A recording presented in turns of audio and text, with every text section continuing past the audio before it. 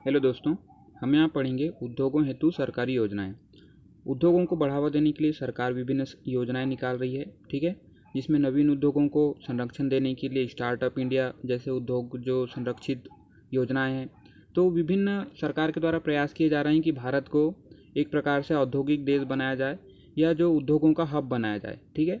तो इसीलिए इन योजनाओं के बारे में हम यहाँ पे अध्ययन करेंगे कि किस प्रकार से सरकार के द्वारा योजनाओं को उद्योगों को प्रोत्साहन देने के लिए प्रयास किए जा रहे हैं। तो आइए देखते हैं। पहला है मेक इन इंडिया कार्यक्रम, सरकार का बहुत बृहत कार्यक्रम है, ठीक है। इसका अगर देखें तो औद्योगिक विकास, वैश्विक निवेश, रोजगार को बढ़ावा देना, तो इन सभी उद्देश्यों को लेकर इस योजना का प्रारंभ 25 सितंबर 2014 को प्रधानमंत्री नरेंद्र मोदी जी के द्वारा किया गया, ठीक है। इसका उद्देश्य था नवीन जो नए आविष्कार होते हैं, ठीक है, जो नई प्रौद्योगिकी के क्षेत्र में अगर कोई कंपनी अग्रणी है, भारत में अगर कोई स्टार्टअप कंपनी खुलती है, ठीक है, जो कि आविष्कार और प्रौद्योगिकी के क्षेत्र में अग्रणी है, तो उसकी पहचान कर उन्हें सर्वोत्तम बनाना, वैश्विक स्तर का उन्हें बनाने का प्रयास करना इसका प्रमुख उद्देश्य है। इसका लोगो देखें तो एक प्रकार का जो चित्र होता है इसका लोगो, तो उसमें कलपुर्जे से निर्मित शेर को दर्शाया गया है, ठीक है, जो कि विनिर्माण शक्ति, उत्साह, अर्थव्यवस्था की गतिशीलता और राष्ट्रीय गौरव का प्रतीक है। तो ये सारी चीज़ें इस लोगो के द्वारा दर्शाने का प्रयास किया गया है। इसका संचालन औद्योगिक नीति व संवर्धन विभाग करता है, ठीक है, सरकार की यह एक इकाई है।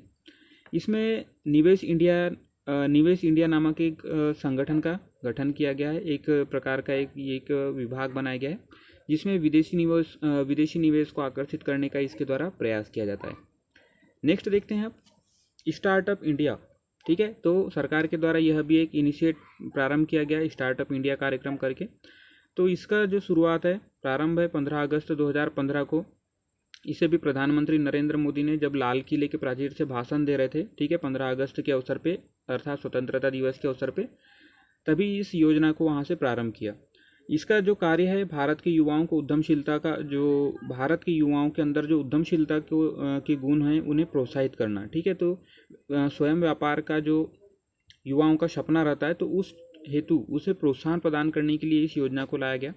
इसका उद्देश्य था स्टार्टअप कंपनी हेतु समर्थकारी जो प्रणालियां हैं और जो व्यवस्था हैं उन पे ध्यान देकर जो हमारे भारत के जो स्टार्टअप होते हैं, ठीक है, तो उन्हें विश्व के स्टार्टअप के संदर्भ में शीर्ष स्थान पर लाना, अर्थात जो भारतीय स्टार्टअप शुरू होते हैं उन्हें वैश्विक स्तर का बनाने का प्रयास करने का यहाँ पे उद्देश्य है इनका, और उन्हें इसीलिए प्रोत्साहन दिया जाता है, ठीक है, वित्तीय मामलों में प्रोत्साहन भी दिया जाता है और अन्य आधारभूत संरचनाओं के मामले में भी स्टार्टअप इंडिया कार्यक्रम के तहत जो नए नए उद्योग खुलते हैं उन्हें प्रोत्साहित किया जाता है।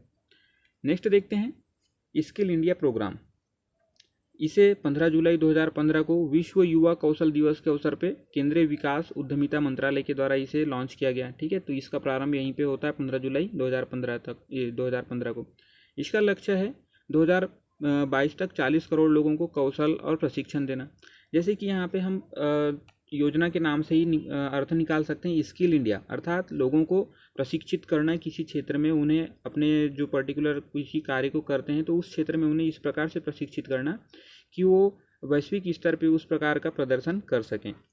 इसका जो लोगो है वह मुट्ठी बांधे हाथ में पेंसिल को पकड़कर, जो एक मान लीजिए इस प्रकार का अगर लोगो है तो यहाँ पे एक हाथ दिखाया गया है, ठीक है, जिसमें से वह एक मुट्ठी बांधकर एक पेंसिल को पकड़े हुए हैं और उसके पीछे उगता हुआ सूरज दिखाया गया। तो इस प्रकार से इसका लोगो है। नेक्स्ट देखते हैं आप स्टार्टअप उद्यम प्रोग्राम, ठीक है। स्टार्टअप से क्या तात्पर्य है? उद्यमिता, साहस या नव प्रारंभ व्यवसाय, जो कि नए नए जो कार्य प्रारंभ करते हैं अपने स्वयं के अगर प्रयास से, तो उन्हें स्टार्टअप कहा गया है, ठीक है। इसका लक्ष्य है स्टार्टअप उद्यम प्रोग्राम का व्यवसाय मॉडल तथा नवाचारों को बढ़ावा देना और उद्यमिता को बढ़ावा देना। तो जो नए नए प्रकार के व्यवसाय आते हैं, तो हर किसी का व्यवसाय का जो मॉडल होता है अलग अलग प्रकार का होता है, तो उन्हीं में नवाचार या कहें कि थोड़ा उन्हें प्रोत्साहन देना, ठीक है, और लोगों को उद्यमिता को बढ़ावा देना, अर्थात लोग जिस प्रकार से अभी नौकरी के पीछे भागते हैं उस चीज़ को उस धारा को छोड़कर या उस धारा में बदलाव लाकर स्वयं उद्यमिता को प्रोत्साहित करना। व्यापक अनुसंधान के माध्यम से लक्षित बाजारों तक जो हमारे वैश्विक स्तर पे हमारे जो माल हैं या हमारे जो उत्पाद हैं वह अभी स्थान बनाने में काफ़ी स्थान बनाने में प्रयत्नशील हैं, तो उन्हीं को हमें स्थापित करने के लिए प्रयास करना है। तो यही एक स्टार्टअप उद्यम प्रोग्राम का प्रमुख उद्देश्य है। ठीक है,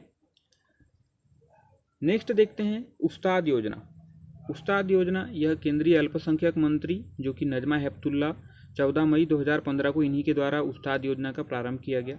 इसका उद्देश्य था अल्पसंख्यकों में जो पारंपरिक कला होते हैं, ठीक है, जिस प्रकार से उनके जो भी व्यक्ति अगर यहाँ पे किसी कला में निपुण है, किसी रोजगार में वह संलग्न है, तो यहाँ पे जो प्रमुख रूप से अल्पसंख्यकों पे ध्यान दिया गया और उनसे संबंधित जो समुदाय होते हैं उनके हस्तकला को बढ़ावा देने के लिए यह उस्ताद योजना लाई गई। इससे पहले नवंबर 2014 को प्रधानमंत्री जी ने वाराणसी चूँकि यहाँ पे अल्पसंख्यक वर्ग जो मुस्लिम वर्ग है इनके द्वारा ज़्यादा से ज़्यादा मात्रा में यहाँ पे साड़ी निर्माण कार्य इसमें संलग्न है, तो इसके लिए प्रधानमंत्री नरेंद्र मोदी जी के द्वारा शिल्प संग्रहालय व व्यापार सुविधा केंद्र का यहाँ पे प्रारंभ किया गया था और इसके बाद उस्ताद योजना भी आ गई। तो इस प्रकार से यहाँ पे हम देख सकते हैं कि काफ़ी बड़ा यहाँ पे अल्पसंख्यकों के लिए काफ़ी प्रयत्न किए गए।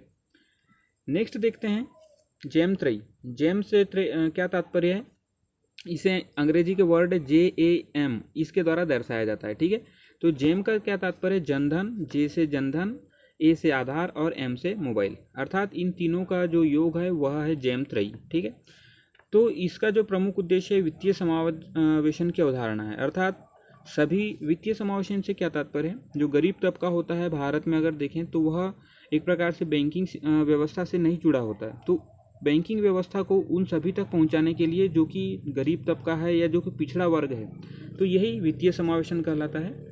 इसका उद्देश्य है वित्त की मुख्य धारा से कटे गरीबों को इससे जोड़ना। जैसे कि हमने भी चर्चा की कि गरीब लोग ज़्यादातर मामलों में अगर देखें तो एक प्रकार से बैंकिंग व्यवस्था से ज़्यादा संलग्न नहीं रहते, तो इन्हीं को जोड़ने के लिए यह योजना लाई गई। और दूसरा उद्देश्य था इसका, जो सरकार की धन चोरी हो जाती थी, मान लीजिए सरकार के द्वारा यहाँ पे 100 रुपये आवंटित किए गए किसी कार्य के लिए, अगर नकदी यहाँ पे अगर धनराशि दे दी जाती थी तो वो यहाँ मान लीजिए जहाँ पे पहुँचना चाहिए वहाँ पे वह कटते कटते आकर 10 रुपये लगभग तक आती थी। तो इस प्रकार से पहले इस प्रकार की योजनाएं चलती थी। तो इसी सरकारी धन को यहाँ से चोरी से रोकने के लिए यह योजना लाई गई कि अर्थात गरीबों को जो कि मान लीजिए ग्राउंड लेवल पे जो कार्य करते हैं उन्हें सीधे केंद्र सरकार के द्वारा यहाँ पे पेमेंट किया जाए, तो इस हेतु ये योजना लाई गई थी। इसका कार्य है जनधन योजना के तहत अगर देखें तो जीरो बैंक अकाउंट में जो जीरो बैलेंस से हमें खाता खोलना है, अर्थात सभी के लिए बैंक अकाउंट में एक उनका खाता हो, इसीलिए उन्हें जीरो बैलेंस पे खोलने के लिए यहाँ पे सरकार के द्वारा प्रयास किए गए और उन्हें उनके खातों को आधार कार्ड हो गया, मोबाइल नंबर हो गया, इससे जोड़ना है। ठीक है, और इसके बाद जो उन्हें बीमा कवर मिलना है या उनके खाद्य सब्सिडी मिलना है, LPG सब्सिडी मिलना है, तो इन सभी को उनके डायरेक्ट उनके जो बैंक खाते होते हैं उनमें ट्रांसफ़र करने के लिए ये कार्य किए गए। ठीक है, तो जेम त्रयी, इस प्रकार हमने यहाँ पे विभिन्न योजनाओं के बारे में चर्चा की, एक बार देख लेते हैं। ठीक है, हमने चर्चा की मेक इन इंडिया कार्यक्रम के बारे में, उसके बाद देखा हमने स्टार्टअप इंडिया कार्यक्रम, नेक्स्ट हमने स्किल इंडिया प्रोग्राम देखा, स्टार्टअप उद्यम प्रोग्राम देखा, उसके बाद उस्ताद योजना और उसके बाद हमने जेम त्रयी के बारे में चर्चा की। तो दोस्तों, अगर आपको जानकारी पसंद आती है तो इसे शेयर कीजिए। धन्यवाद।